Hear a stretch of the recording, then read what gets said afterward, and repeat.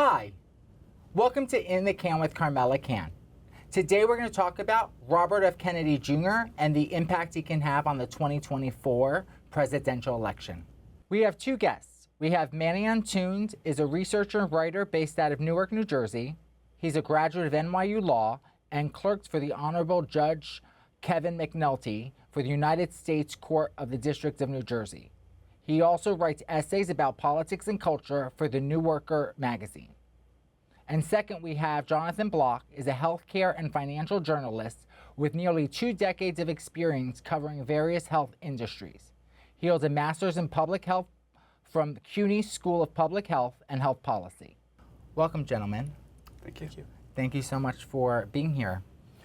So let's talk about how Robert F. Kennedy Jr. can impact the 2024 presidential election. He's running as an independent candidate. He recently made a remark that he thinks that President Biden poses a threat, a bigger threat than Trump. Different issues. But do you really believe that when people talk about the threat to democracy that Trump poses, do you really think that that is an equal evil to Biden? I mean, listen, I can make the argument that President Biden is a much worse threat to democracy. And the reason for that is President Biden is the first candidate in history, the first president in history that has used the federal agencies to censor political speech, so to censor his opponent. I can say that because I just won a case in the Federal Court of Appeals and now before the Supreme Court. It shows that he started censoring not just me. 37 hours after he took the oath of office, he was censoring me. No president in the country has ever done that. The greatest threat to democracy is not somebody who questions election returns, but a president of the United States who used the power of his office to force the social media companies, Facebook, Instagram, Twitter, to open a portal and give access to that portal to the FBI, to the CIA, to the IRS, to CISA, to NIH, to censor his political critics.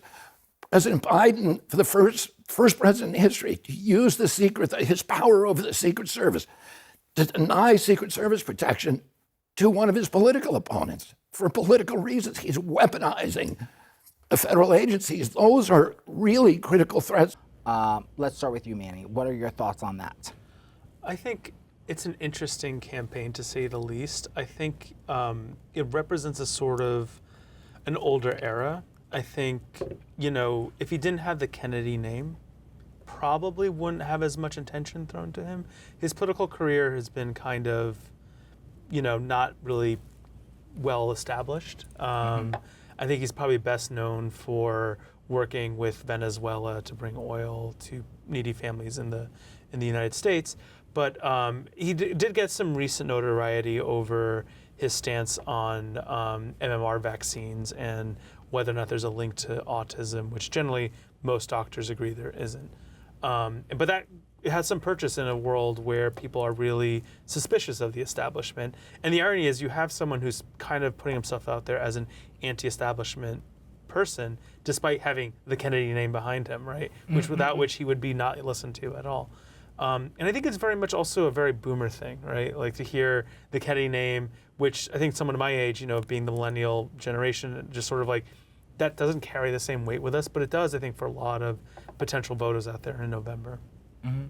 Jonathan, what are your thoughts? Yeah, I actually agree most with what Manny said. I think that saying that RFK is a bigger threat than Trump is just a lot of political posturing. You mean that Biden's a bigger threat? Sorry, that Biden's a bigger threat than Trump is a lot of political posturing. Obviously, he wants to pick up votes. He probably realizes that his opportunity to pick up votes is going to come more from potential Biden voters than Trump voters. If you just look at where RFK Jr. stands on the issues, even though he is across the board in some areas for the most part, he is, I would consider, rather Democratic, left-wing, progressive on some issues, especially environmental issues, because that's really been what he's been focused on for a lot of his professional career. I mean, do you think he does pose a threat to Biden or Trump? If you had to choose which one he poses the threat most to, who do you think? I think he poses, when you say threat, Will take votes from. That's what I was going to. Yeah, I was going to say that is that I think he takes more votes away from potential Biden voters. I mean, I'm going to cite a study here that came out today, April 30th. It was from Emerson College, where they were looking at how races in the, 7 swing states, and basically Trump has the advantage in terms of the votes let me back up. That basically, if RFK Jr. is in the race, he provides a benefit to Trump in 5 of those 7 contests and to Biden in 2 out of those 7 contests. That's, of course, assuming that RFK will be on the ballot in all 50 states, which I do expect him to be in. There's a whole process of getting signatures, but he probably will be. This is also now April 30th. Who knows what's going to happen between now and Election Day, both with what's going to happen with Trump and his trials, Biden and what he does on the campaign trail, and of course what RFK Jr. does. His popularity could, of course, increase depending on what happens in the next several months, and of course it could decrease.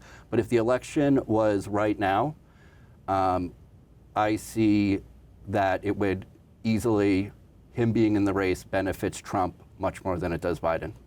Got it, okay. I mean, he just picked Nicole Shanahan, who is an attorney and wealthy entrepreneur.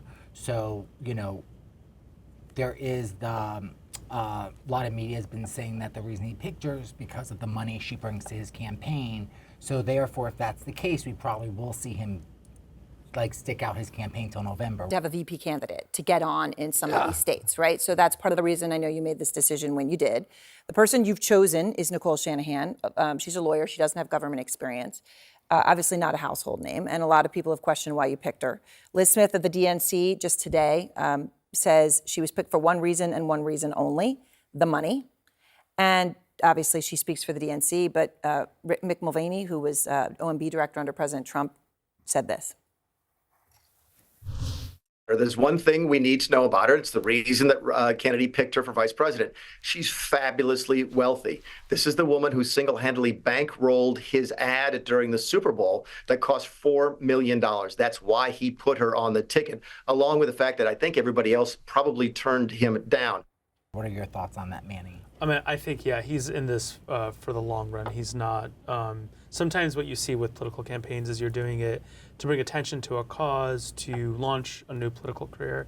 That's definitely not this. I think he's very much serious. This is a man who's, 70, I think 70, 71, 72, maybe even older than that. This is it for him. If he doesn't run now, he's not going to probably run again. In fact, I think he'll be the youngest of the 3 candidates on the ballot, of the major candidates on the ballot. So the thing that he's lacking is a ground game. I think you mentioned this earlier, right, about whether or not he's even on the ballot, right? That's all the ground game stuff. Getting those petition signatures are very important.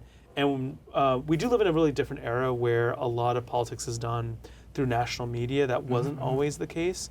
Even back in 2008 when Barack Obama ran, there was a lot of attention paid to the fact that he had really an excellent amount of surrogates going around the country doing that work. RFK Jr. doesn't have that, so he's going to have to up his game in that respect of getting local people, particularly in the swing states where it'll matter, but also to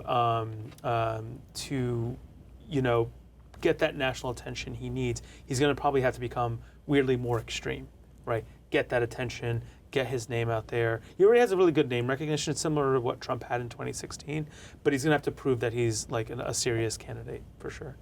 I mean, speaking about his name, there have been many people on the Kennedy family that have taken a position to actually come out and support Trump. To support Biden. What are your thoughts, Jonathan, on that some of his family members have In fact, are concerned? Yeah, I think it was maybe about 10 days ago, there was a press conference where it was pretty much every other Kennedy coming out and backing Biden over RFK Jr., which speaks volume, obviously. The Kennedy name is synonymous with the Democratic Party, and to have his entire family. I don't think there was one person that has actually come out to, in his family to, or at least come out very publicly to back him up, says something that his family doesn't even believe in what he's doing, that they're backing the incumbent president. So that's something that I just found very, very peculiar, that not a single person in his family has come out to support him. In the Kennedy family, I mean. Yeah. I mean, what are your stances? The media talks about how he's like the anti-vaccine candidate, and I'm going to come to you, Jonathan, shortly with that. I think it's he's hit a nerve with the country. I think not just with the MMR vaccines, and that's been around. That debate's been around for almost 20 years at this point. But 2020 did really, and 2021 for that matter, really did change American politics. And the proliferation, which now is mostly a non-issue, I think a lot of people aren't debating COVID vaccines in the way that they did 2 years ago. But there is a bit of a legacy there. And RFK, Trump was in a weird space because he oversaw Operation Warp Speed, which developed this vaccine, right? So he's a bit of unclean hands in that respect, even though I think if your vaccine, if you really believe vaccines were harmful, you're probably more likely to support Trump anyway. But RFK does offer a third way, which is a complete breakaway from that, of this idea of government mandates around vaccinations.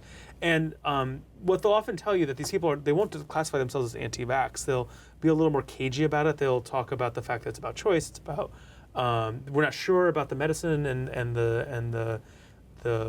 the research around these things, whether or not they can actually accomplish the health benefits that they claim to. This is often a debate you get with COVID vaccines, whether or not they're even helpful.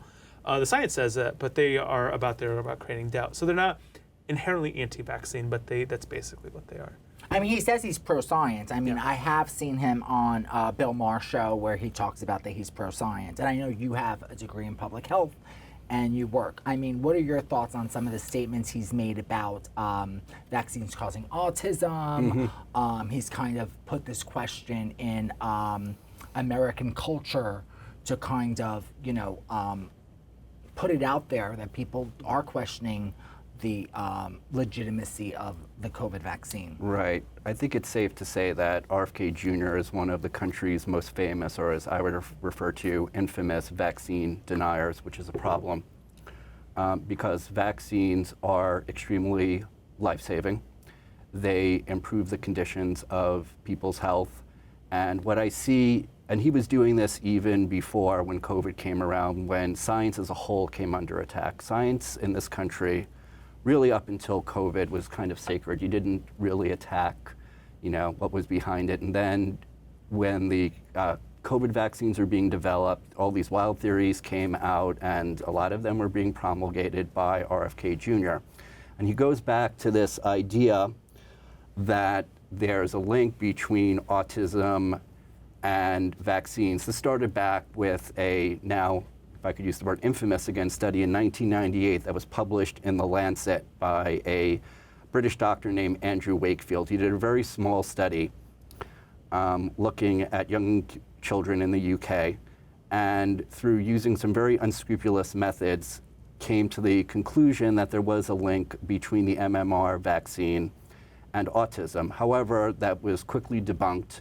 The Lancet pulled the article, and Dr. Wakefield actually had his medical license revoked. So that just tells you how serious of a problem that study was. Now, there were other studies that were done. I'm going to try to go through this quickly because I have a lot of notes here. There were other studies that have been conducted that found quite the opposite. JAMA did a study here. I'm just looking in 2015. They looked at the health records of 95,000 children.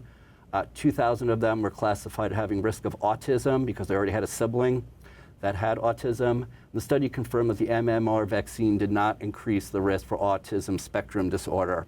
There have also been CDC-funded studies that have come to the same conclusion.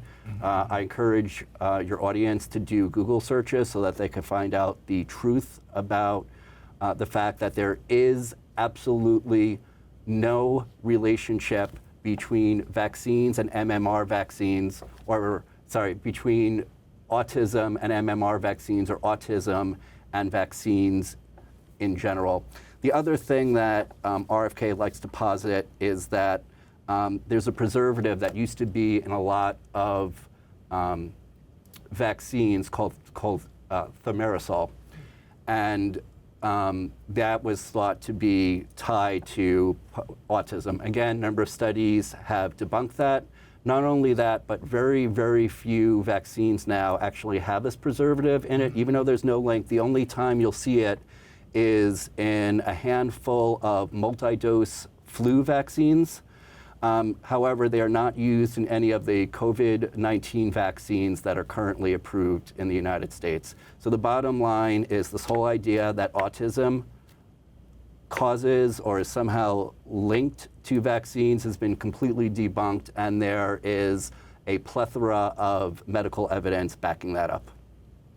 I mean, he claims that a lot of media has been boycotting him, and and my perspective is that, by putting misinformation out there, which is probably why they are, if they have, because especially during a time like COVID, where it's so important for some people to become vaccinated, you're throwing out the skepticism of, which could be dangerous for people who are in high-risk categories who do take what he says as his rhetoric. I mean, let's be real. The media is not boycotting him, and the way we know that is simply we know that he's running, right? Because if they were truly boycotting him, we wouldn't even know that he's having X campaign rally. And the news is, since 2016, the news had this problem, which they don't really know how to deal with, and Trump was really the predecessor to this, where it's like, how do you cover something without giving it attention and giving it that, what's often called earned media, this kind of cycle that allows it to develop into a larger national story, right? It's a kind of chicken and egg problem. And I think RFK is very similar, where it's like, how many of us would actually be paying attention to this race? He has no ground game. It's not like there's some upswell, like a kind of Bernie Sanders-esque, bottom-up kind of candidacy. This man has a very famous name, is able to get TV cameras to show up where he is, and that propagates the narrative. And the news says, well, we kind of have to cover it because he's important, but why is he important? Because we're covering him. And I think that's one of the big difficulties with this particular candidacy that he's having, is that it really puts the media in a bind, because it's like, he's a third candidate, we have to cover him, but by covering him, it makes him a much bigger deal than he probably actually is. Do you think he poses a threat, Jonathan, to public health when he talks about the fact that, starts questioning the vaccines and kind of puts this information out to the public? Absolutely. I don't know why somebody that has zero public health or medicine background, the guy's a lawyer, is an environmental lawyer. An environmental lawyer is talking about vaccines, which is totally out of his wheelhouse. That would be like me talking about, I don't know, the law, because I'm not a lawyer. I don't profess to be an expert on it because I'm not. And the fact that he does this and people will listen to him because of who he is to me is very, very dangerous. If I could just follow up on a point that Manny was making, I think why RFK Jr. is getting a lot of attention. Look, I'm looking at these numbers here. The highest percentage that in this Emerson College poll in the state that RFK is getting is 9%. He's ranging between 9 and 6%. Normally, first of all, let me back up. That's actually high for a third-party candidate. If you look at like a Jill Stein or Bernie Sanders, they didn't get anywhere near that. The last time we saw somebody with the kind of numbers exactly is Ross Perot, and I think he ended up getting about 20%. Do I think RFK is going to get 20%? No, I think he's going to be lucky if on a national basis he gets double digits. But if we've been looking at the polls, for the last few months, they've really been neck and neck. Yes, if you look at some polls, they say that Trump is leading in some states by more than the margin of error. But this is still a very neck and neck race, and this is very much a horse race that the media loves to cover. So even though RFK, is a better third in terms of so far getting, get this 9%, 6%, he's not going to, in my opinion, be like Ross Perot. But because this race between Trump and Biden is so close, even if he takes a few percentage points away from either candidate, can make a big difference. That will not only make a big difference in one of these states, if let's say the Electoral College hinges on one of these two states, that could make a huge difference in the entire national election outcome. Yeah, because I mean, Hillary Clinton back in 2016, she got the popular vote, but she really lost because of the Electoral College. Right. So it's really those swing states that are the most important in this race. Yeah, exactly. It'll be Michigan, and I'm convinced that's where it'll really come down to. He's probably polling the best in Michigan. I actually don't have the numbers in front of me, but like, if you can imagine in a place like Michigan, which was very razor tight, right? And if he's pulling 9%, and I'm sure the thing about Kennedy is whether or not he's pulling more from Trump or more from Biden. Right. I think it's a little bit of both, but the question is, where is it coming more from? Even if he's taking more from Biden in a state like, more from Trump in a state like Michigan, if he takes 4% from Biden in Michigan, that could be the race. A huge impact. Right, exactly. And if it comes down to one state, which is 2020 wasn't exactly one state. I think it was 2 or 3. But if it really comes down to one state, like let's say 2000, and where Florida ended up deciding the entire thing, and there you had a third-party candidate, which arguably Nader was a big question of whether or not Nader caused Florida to go the way that it did. There was also the Pat Buchanan controversy of whether or not people were actually voting for Pat Buchanan in that race with the butterfly ballots. But you could easily see a Florida situation like you did in 2000. I mean, it's just too close for comfort. And I mean, independents are a huge part of the presidential election because they can swing a vote either way. And, there's a lot of people who are really not happy with both Trump and Biden, and therefore are going to look sometimes to a third candidate because, what are your thoughts on that, Jonathan? I think, to be honest with you, that those independent candidates are going to end up voting for either Trump or Biden. This is the reason why. I think when it comes down to, even though people may say that they are behind RFK now, when they get into that voting booth and they say, okay, if I vote for RFK, look, I know he's not going to win the presidency. I know this vote will not help him win the state, but if I vote for RFK, that could mean one less vote for Biden.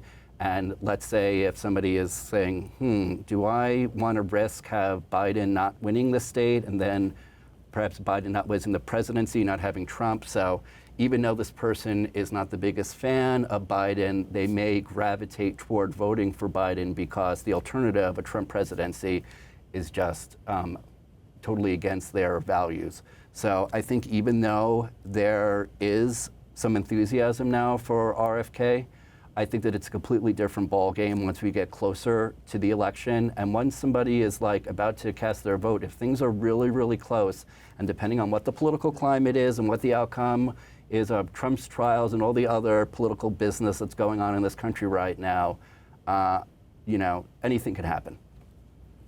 I mean, I find it interesting that he says that Biden poses a bigger threat to democracy than Trump does, especially given the January 6th insurrection that happened. I mean, that kind of worldview, what do you think of that, Manny? I think it's a political strategy fundamentally, and the reason why is Biden's an incumbent.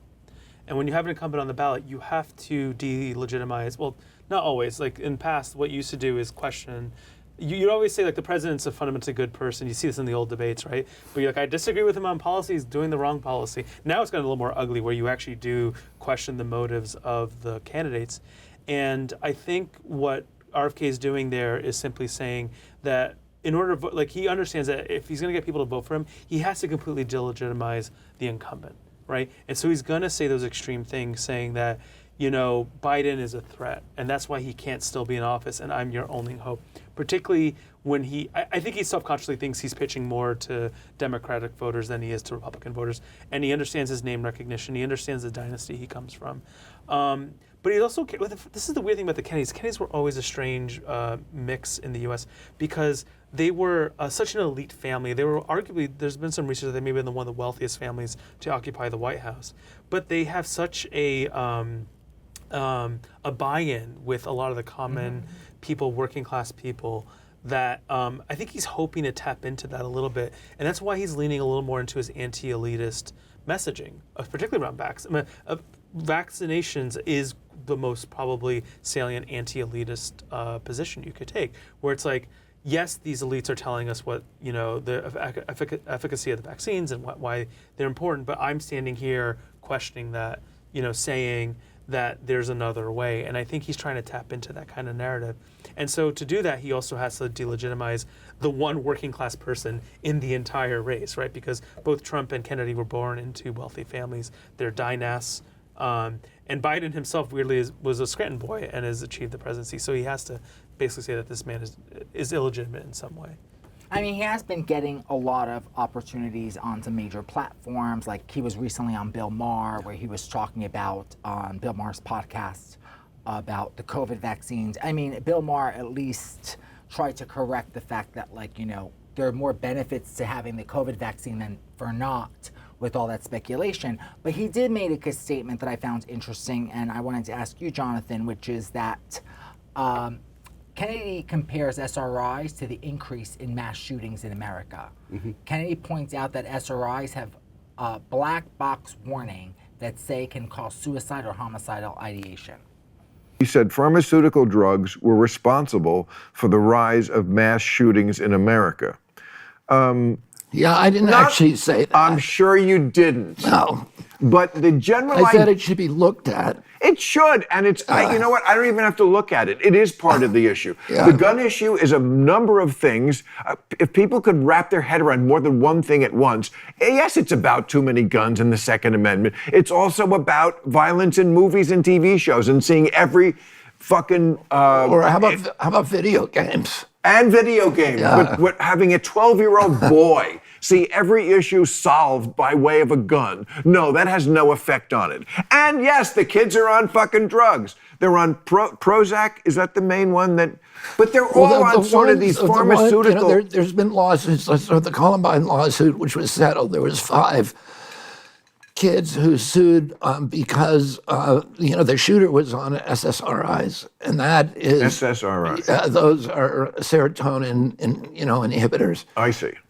And those the serotonin inhibitors have black box warnings on them that says suicidal and homicidal ideation. It's not, so it's an obvious culprit. And by the way, thank you for putting it. It's an obvious culprit that is treated in this paper as if it's an idea that we need to kill in the crib. Yeah. When it's not. It's okay. And there's a study out there that shows that 23% of mass shooters were on, SSRIs. Oh, correlation doesn't prove causation. No. It's not proof, but it's something that we should be looking at. And by the way, we're the only country in the world that uses this much, antidepressant SSRIs. Right, he's talking about SSRIs, which is the most common class of antidepressants that are prescribed. And yes, they do have a black box warning. And that's because anybody inherently with depression is going to be at risk for suicide. It's not as if the antidepressants cause the suicide. So he needs to be a little bit more informed in that respect. Number 2, a lot of excellent drugs that people take for a multitude of conditions also have black box warnings, but you weigh the benefits of a drug against the potential side effects or downsides of a drug. And that's really a conversation for a doctor and the patient to have. Mm-hmm. So to make a sweeping comment like, as the SSRI antidepressants, they have a black box warning about suicidality and suicidal thoughts, and just saying, maybe, I don't know, I didn't see this particular podcast episode, so I'm not privy to exactly what he said, but to kind of, I think he's trying to say that maybe we shouldn't be prescribing these because it causes suicidal thoughts, and then the suicidal thoughts lead to school shootings is really making about 4 extra steps that just aren't there. It's ridiculous. I mean, we do live in a country where people do have mental health problems, and there are a lot of people who are on SRIs, and it's supposed to be a positive thing. We're actually trying to break the stigma of mental health and depression. So I kind of didn't like that point of view. But last question. Do you think, Manny, he will impact the 2024 presidential election in November? I think he will. The question, and I'm still unsure, and I'm being honest with you, I really don't know, is what that impact will look like. I think he's here to stay, unless something happens in Chicago, that's the Democratic Convention, where he's brought back into the fold through some kind of come to Jesus moment where he's offered. I think the problem is he's just said too much that he can't even be offered a position within government to like quiet him. Maybe an ambassador position, which is what his cousin Carolyn Kennedy had done. She became ambassador to Japan. But even then, I think a lot of Democrats will question like, why are you bringing this man who's questioned your ability to lead the country, but also has come out against a lot of things that we support. Granted, we align with some stuff, but like for a lot of Democrats, going against vaccinations is a very is beyond the pale. So he's going to impact. The question is whether or not that impact will be a blip, or what we really fear is it'll matter in 1 or 2 states, and those are the 2 states that decide the election. But that can totally make or break the election for Biden, for instance. Yeah, I think it's going to be more effective Biden than to Trump. So you think it's going to affect Biden? Yeah. And Jonathan, your thoughts on that? Yeah, I'm gonna echo a lot of what he said. Is that I think that he is in it for the long haul. We're not going to see him bid goodbye. I would be shocked if anything happens to give him, some kind of cabinet position or ambassadorship as a way to get him off the ballot. I think he doesn't want that. He wants to be part of this presidential cycle. He wants to play some role in it. I'm not so sure he thinks he can actually win this. I think he's doing it to raise awareness of his platform stances so that when he doesn't win, at least those will be more known, and maybe some in the Democrat Party, because most of his positions favor what Democrats vote for much more than Republicans. But I'm going to go back to what I said a little bit earlier, and that even though he's, polling anywhere from 6 to 9% in these swing states, this is now. We still have many, many months until the beginning of November. We don't know what's going to happen between now and then with so many things going on in the country. And again, I think that some people are going to go into that, they're going to go to their polling place thinking they're going to vote RFK, and then they're going to think, wait a minute, this could be a very close race if I don't vote for, I think a lot of the people who, if they don't vote for RFK, would vote for Biden as opposed to the other way around. They're going to be saying to themselves, you know what, even though I'm not crazy about Biden, the alternative of voting for RFK Jr. is essentially giving a vote to Trump, and I don't want to see that happen because I don't want Trump to be president. Yeah, I hope so. Thank you, gentlemen, so much for coming on and discussing, the impact of RFK. Thank you, audience, for tuning in to today's podcast. Please don't forget to subscribe to my YouTube channel, and also stay tuned for more podcasts. Thanks.